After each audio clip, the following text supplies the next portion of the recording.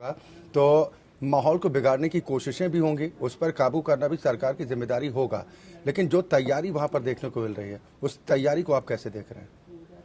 देखिए, तैयारी जो है प्रशासन की तरफ से और सरकार ने जिस तरह से करी है वो बिल्कुल पुख्ता है। क्योंकि देखिए आप कि पहली बारी ऐसा देखा है कि आपने एक पॉलिटिकल इच्छा शक्ति है जो सामने उभर के आई है। इतने सालों से हम क्या देखते आए हैं, फौज वही है, वही उनका मनोबल है, लेकिन जो तालमेल था और जो डिसीजन मेकिंग पावर थी, एबिलिटी थी, उसकी जो है कमी थी। और उस कमी, उस अभाव के कारण ये जो है जिस तरह से इस जम्मू एंड कश्मीर को एक विकास की गति पकड़नी चाहिए थी, उससे वो वंचित रह गया। और फलस्वरूप ये हुआ कि जो युवा जो तरक्की करते, जो देश का नाम रोशन करते, उन्होंने उनके हाथों में पत्थर थमा दिए गए और पथराव करने की उनको बात बोली गई, उनको शय दी गई।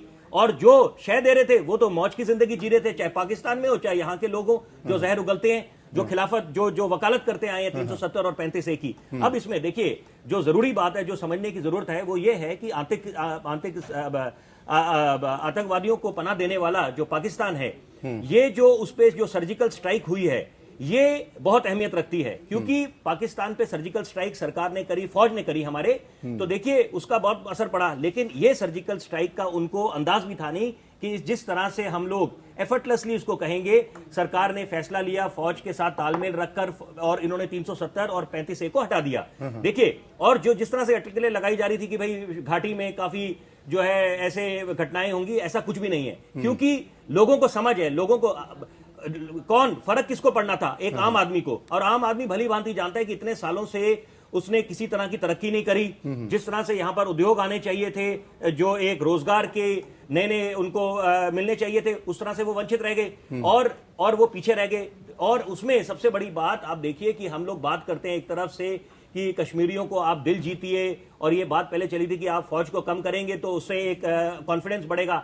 लेकिन आप अगर इसको पॉजिटिव अप्रोच में देखेंगे तो अजीत डोभाल का जो जिस तरह से उन्होंने प्रयास करा और कि उन्होंने दिखाया कि आपस में घुल मिल रहे हैं, तो ये इसको एक पॉजिटिव दृष्टिकोण से आप देखें तो ज्यादा बेहतर रहेगा। उसका कारण ये है कि आज तक क्या जो विपक्षी जो इसकी वकालत करते आए 370, क्या उनके पास कोई लॉजिक है? तो कोई एक लॉजिक बता दें कि किस जो स्पेशल प्रोविजन से क्या जम्मू एंड कश्मीर का फायदा हुआ, कश्मीर का खासकर क्या कोई फायदा हुआ?